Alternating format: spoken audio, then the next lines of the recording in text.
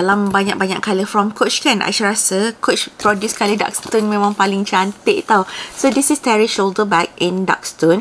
Aisyah tahu ramai mencari, I finally ada stock tapi tak banyak. Yang ni kan dia pakai fiber leather with gunmetal hardware tau, lain sikit colour hardware dia, so it really complements the colour. Base ni pakai fiber leather, still ada base, so letak kat meja terletak elok. Belah belakang dia. Untuk shoulder strap dia ni detachable tau, suka betul dekat belah sini ada horse and carriage. Lepas tu yang ni selesa kat shoulder, tangan besar pun okey je pakai dekat shoulder tau. Macam tangan saya tangan besar kan, so pakai kat shoulder and still jauh daripada ketiak.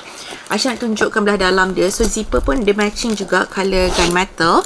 It does come with a crossbody strap, adjustable and detachable. So belt boleh letakkan gambar bila pakai sebagai crossbody. Cantik je and ringan je. Okey, ni belah dalam dia. Dia ada story patch dekat sini, ada open pocket dekat sini, dalam dia pakai fabric. Sebenarnya bag ni nampak macam kecil, tapi sebenarnya boleh masuk long wallet tau. So ni contoh, Aisyah masukkan long wallet. Lepas tu Aisyah masukkan phone Pro Max. Lepas tu Aisyah masukkan power bank.